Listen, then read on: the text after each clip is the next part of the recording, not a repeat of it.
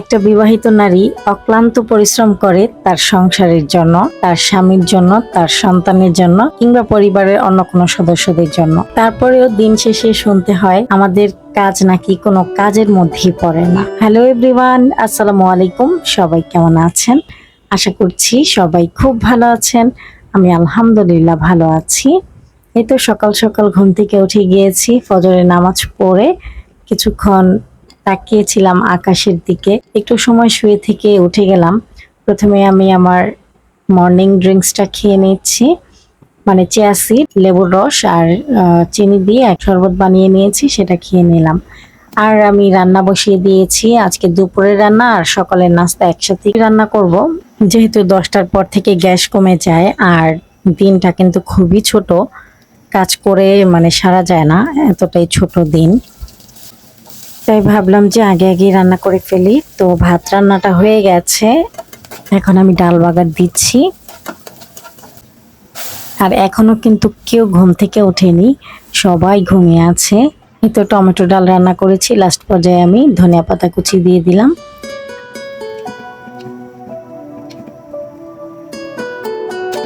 আর নাস্তার জন্য আলু ভাজি করে নেব।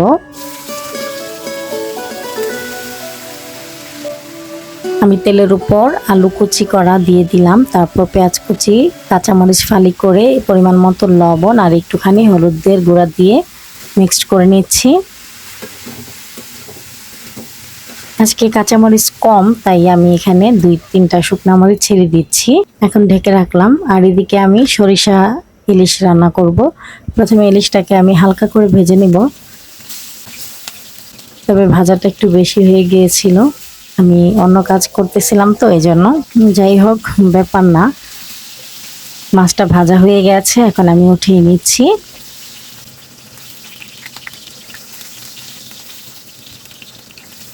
এখন আমি সেই তেলেই পেঁয়াজ কুচি দিয়ে দিলাম।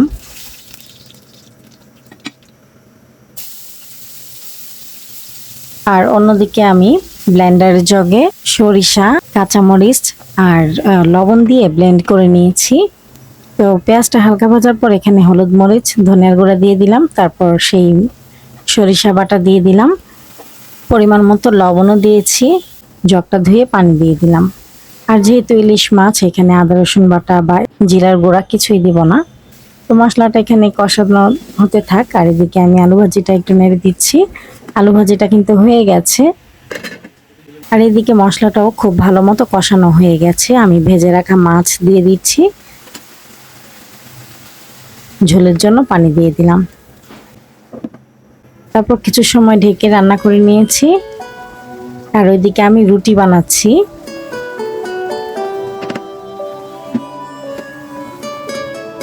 এই তো আমার সরিষা ইলিশ রান্নাটা কিন্তু হয়ে গেছে। এখন আমি চা বানিয়ে নিচ্ছি। দুধটা আগেই ফুটিয়ে নিয়েছি, এখন পরিমাণ মতো চা পাতা দিয়ে দিলাম। এখন রুটিগুলোকে সেঁকে নেব।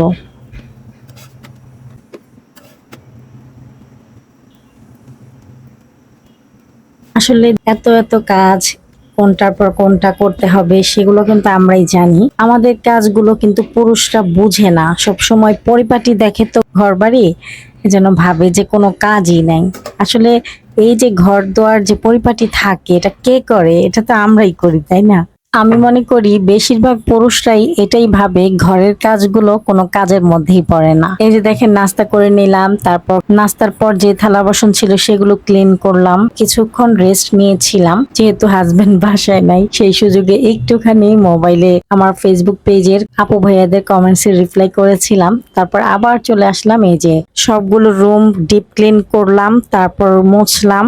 যেহেতু বৃষ্টি ছিল কয়েকদিন যাবত টানা, আজকে ভালো করে রোদ উঠেছে। তারপরে এই যে জোহরের নামাজ পড়লাম, তারপর খেতে বসেছি। বাচ্চারা অলরেডি খেয়ে আরবি পড়তে চলে গিয়েছে। সকালবেলা যে রান্না করলাম খেতে বসতে বসতে, তাও কিন্তু 3টা বেজে গেছে। বললাম না যে দিনটা যে কিভাবে শেষ হয়। খাওয়া দাওয়া করে যে বাসনগুলো এখন ধুয়ে নিচ্ছি। এভাবে একটার পর একটা কাজ কিন্তু ঘুমানোর আগ পর্যন্ত করতেই হয়। তাহলে আমাদের কি কোনো টাইম টেবিল আছে কাজ করার, বলেন তো? তারপর আমাদের নাকি কোনো কাজ নেই। যদি হাজবেন্ডকে বিয়ে করাতে পারতাম তাহলে হাজবেন্ড বুঝতে পারতো যে সারাদিন কত কাজ থাকে। ওই যে মিনা রাজু কার্টুনের ভেতরে যে মিনা রাজু কাজ চেঞ্জ করেছিল, এরকম যদি কাজ চেঞ্জ করতে পারতাম তাহলে ভালোই হতো, তাই না? খাওয়া দাওয়া করার পর একটু রেস্ট নিয়েছি, তারপরে যে আসরের আজান দিয়েছে নামাজ পড়ে আপনাদের ভাইয়া দেখলাম যে এই যে শাক নিয়ে এসেছে, শাক, কাঁচামরিচ, তারপর ধনিয়া পাতা, এগুলোকে আবার প্রসেসিং করে রাখছি। শাকগুলো বেছে রেখেছি, তারপর কাঁচামরিচ রেখে দিলাম। এভাবে কাগজ দিয়ে বক্স করে রাখলে কিন্তু অনেক দিন পর্যন্ত এরকম সবুজ থাকে। নর্মাল ফ্রিজে রেখে দিব এভাবে। আর ধনিয়া পাতাগুলোকে আমি সংরক্ষণ করব, যেহেতু ধনিয়া পাতার অনেক দাম, আর এমনিতে নর্মাল ফ্রিজে রাখলে কিন্তু নষ্ট হয়ে যায়, তাই আমি ভালো করে ধুয়ে কেটে একটা বক্সে রেখে দিব ডিপ ফ্রিজে। যখন আমি রান্নার ভিতরে দিব ঠিক সেই সময় নামিয়ে তরকারিতে দিয়ে আবারও আমি ডিপ ফ্রিজে রেখে দিব। এতে করে কিন্তু অনেক দিন আমি এটা খেতে পারবো।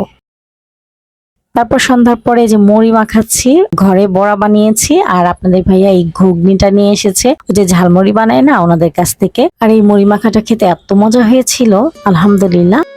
তারপর বলেন তো আমার ভিডিওটি আপনারা কে কোথা থেকে দেখছেন, আর আমার ভিডিও আপনাদের কাছে কেমন লাগে কমেন্টের মাধ্যমে কিন্তু জানাতে ভুলবেন না। ভিডিওটি ভালো লাগলে প্লিজ একটি লাইক দিবেন।